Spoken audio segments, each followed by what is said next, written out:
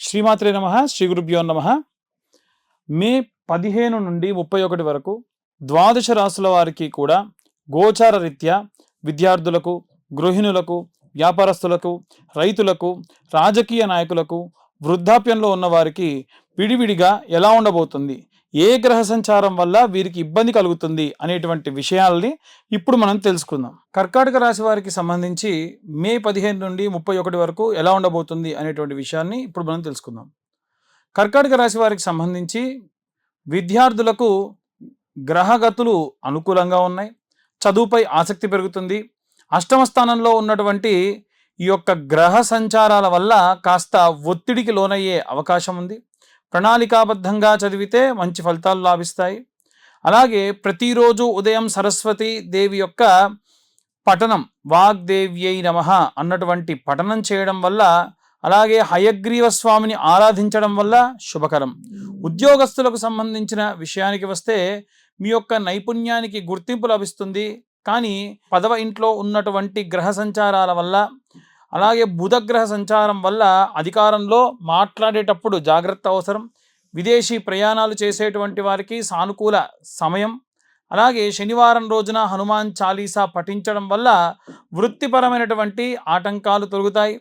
వైవాహిక జీవితంలో భార్యాభర్తల మధ్య కుటుంబంలో ప్రశాంతత లభించాలి అనంటే లాభస్థానంలో ఉన్నటువంటి శుక్రగ్రహ సంచారం వలన, అలాగే వ్యయస్థానంలో ఉన్నటువంటి శుక్ర గురుగ్రహ సంచారం వలన విలాసం కోసం డబ్బు ఖర్చు పెట్టే అవకాశం ఉంది. చిన్నపాటి మనస్పర్ధలు వచ్చినా వెంటనే సర్దుకుంటారు. అలాగే భాగస్వామి సహకారం వల్ల అన్ని వేళలు కూడా వీరు ఆనందంగా ఉంటారు. శుక్రవారం రోజున లక్ష్మీ అష్టోత్తరం చదవడం వల్ల, లేదా అమ్మవారికి ఎర్రటి పుష్పములతో పూజ చేయడం చాలా చాలా మంచిది. అన్యోన్య దాంపత్యానికి, వివాహం కోసం ఎదురు చూసేటువంటి వారికి సంబంధించి గురుబలం అనేటువంటిది అంత అనుకూలంగా లేనప్పటికీ వీరు గ్రహ సంచారంలో ఎన్నో రకాలైనటువంటి పరిస్థితులు, మార్పులు, గతంలో గురువు అనుకూలంగా ఉన్న సమయంలో చేసినటువంటి పనుల వల్ల సంబంధాలు నిశ్చయమయ్యేటువంటి అవకాశం బలంగా ఉంది. అయితే గురువు సంచారంలో మార్పు అనేటువంటిది తర్వాతి నెలలో వస్తున్న కారణం చేత స్నేహితులు, బంధువులు మధ్యవర్తిత్వం చేసేటువంటి అవకాశం ఉంది. మంగళవారం సుబ్రహ్మణ్యేశ్వర స్వామి దర్శనం, లలితా సహస్రనామ పారాయణం అత్యంత శ్రేష్టమైనటువంటి పనులు. ఇక రైతులకు సంబంధించినటువంటి విషయానికి వస్తే గనక వ్యవసాయ రంగానికి సంబంధించి చాలా లాభసాటిగా ఉంటుంది. కొత్త వంగడాలు లేదా సాగు పద్ధతుల వల్ల ప్రయోజనం పొందే అవకాశం ఉంది. భూమి కొనుగోలు లేదా అమ్మక విషయంలో చాలా జాగ్రత్త వ్యవహరించాలి. పశు పోషణ చేసేటువంటి వారికి కలిసి వస్తుంది. భూపుత్రుడైనటువంటి అంటే భౌముడైనటువంటి కుజుడి యొక్క అనుగ్రహం కోసం అంగారక స్తోత్రం అనేటువంటిది ఉంటుంది. ఈ యొక్క అంగారక స్తోత్రము చదవడం, పఠించడం మంచిది. ఎందుకు అనంటే ఈ యొక్క కర్కాటక రాశి వారికి సంబంధించి లాభస్థానంలో కుజుడు సంచారం చేస్తున్న కారణం చేత గృహిణులకు సంబంధించి ఇంట్లో శుభకార్యాలు జరగడం, వాటి పట్ల మంచి ఆసక్తి చూపుతారు. బంధుమిత్రులతో రాకతో ఇల్లంతా కూడా కోలాహలంగా ఉంటుంది. కాస్త రక్తపోటు లేదా ఉదర సంభావితమైనటువంటి దోషములు, ఇబ్బందులు వల్ల చిన్నపాటి ఆరోగ్య సమస్యలు రావచ్చు. విశ్రాంతి అవసరం. నిత్యం ఇంట్లో దీపారాధన చేయడం, లక్ష్మీదేవిని స్మరించడం వలన కుటుంబ సౌఖ్యం అనేటువంటిది కలుగుతుంది. రాజకీయ నాయకులు పరంగా చూసుకుంటే రాజకీయంగా మంచి పట్టు సాధిస్తారు. మీ యొక్క మాట తీరుపై ప్రజలు ఆకట్టుకునేటువంటి అవకాశం ఉంటుంది. అలాగే లాభస్థానమునందు సూర్యగ్రహ సంచారం వలన పదవి కోసం చేసే ప్రయత్నాలు ఫలిస్తాయి.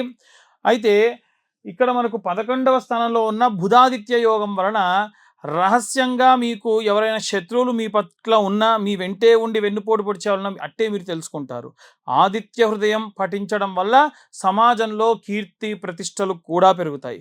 మాస్ మీడియా, సినిమా రంగం, పేపర్ మీడియా, ప్రింట్ మీడియా వీటికి సంబంధించి మంచి సృజనాత్మకతకు తగినటువంటి ఫలితం కూడా లభిస్తుంది. కొత్త అవకాశాలు తలుపు తడతాయి. పబ్లిసిటీ మరియు సోషల్ మీడియా ద్వారా మంచి గుర్తింపు లభిస్తుంది. ఆర్థికంగా స్థిరత్వం కూడా పెరుగుతుంది. శుక్రుడి యొక్క అనుగ్రహం వలన, అంటే వ్యయస్థానంలో ఉన్నటువంటి శుక్రగ్రహ సంచారం వలన మహాలక్ష్మీదేవిని ఆరాధించడం మంచిది. అన్నపూర్ణాదేవి స్తోత్రం పఠించడం కూడా మంచిది. వృద్ధులకు సంబంధించినటువంటి విషయానికి వస్తే ఆధ్యాత్మిక యాత్రలు చేసే అవకాశం ఉంటుంది, మనస్సు ప్రశాంతంగా ఉంటుంది, పిల్లల యొక్క ఎదుగుదల చూసి సంతోషిస్తారు, మీ యొక్క మనవళ్ళు మనవరాళ్ళతో సమయం కూడా కేటాయిస్తారు. అలాగే పురుష సూక్తంతో గనక విష్ణువు యొక్క ఆలయంలో, వెంకటేశ్వర స్వామి దేవాలయంలో కానీ, రామాలయంలో కానీ, వైష్ణవాలయంలో ఎక్కడైనా అభిషేకం చేయించండి. అది కూడా గురువారం నాడు. శివ పంచాక్షరి మంత్రం రోజంతా కూడా పఠించడం విశేషమైనటువంటి శక్తినిస్తుంది. ఇప్పుడు మనకు ఈ గ్రహ సంచారంలో భాగంగా కొన్ని ప్రతికూల పరిస్థితులు వస్తున్నాయి. ఆ ప్రతికూల పరిస్థితులు తొలగాలి అని అంటే ఎలాంటి రెమెడీస్ తీసుకోవాలి, ఎలాంటి మంత్రం చదవాలి అనేటువంటి విషయాన్ని ఇప్పుడు మనం తెలుసుకుందాం. ఇప్పటి వరకు ఈ రాశి వారికి సంబంధించి ఉన్నటువంటి ప్రతికూల పరిస్థితులు, అనుకూల పరిస్థితులు చెప్పుకున్నాం. మరి ఏ రెమెడీస్ చేయాలి, విద్యార్థులు ఏం చేయాలి, గృహిణులు ఏం చేయాలి, ఇలా మనం ఒక్కొక్కల గురించి మాట్లాడదాం. విద్యార్థులు ముఖ్యంగా చేయాల్సిన పని ఏంటంటే రోజు బ్రహ్మీ ముహూర్తంలో లేండి. వీలైతే మీద దక్షిణామూర్తి స్తోత్రం ఒకరోజు, గణపతి స్తోత్రం ఒకరోజు, లేదా వీలైతే హయగ్రీవుడి యొక్క స్తోత్రం ఇలా 11 సార్లు చదవండి. మీరు ఉదయాన్నే గణపతి దగ్గర గరక తెచ్చి పెట్టుకోండి. బుధవారం కానీ లేకుంటే ఇంకే రోజులో అయినా సరే, ప్రతిరోజు చేసినా మంచిదే. గరక తెచ్చి దానికి కట్టలా కట్టి 11 కట్టలు కట్టి లేదా 21 కట్టలు కట్టి ద్వాదశనామ స్తోత్రం లేదా ఏకాదశ నామ స్తోత్రం ఏదైతే ఉంటుందో ఆ నామాలన్నీ కూడా చెబుతూ స్వామివారి పాదాల దగ్గర పెట్టండి, ఫోటో దగ్గర పెట్టండి.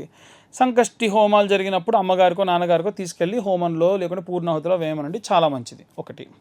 రెండోది, ఉద్యోగస్తులు ఎవరైతే ఉన్నారో ఉద్యోగస్తులు వీలైతే శనగల దండని దత్తాత్రేయ స్వామి దేవాలయంలో కానీ దక్షిణామూర్తి దేవాలయాల్లో ఆయన మెడలో వేయించండి. అది కూడా గురువారం నాడు.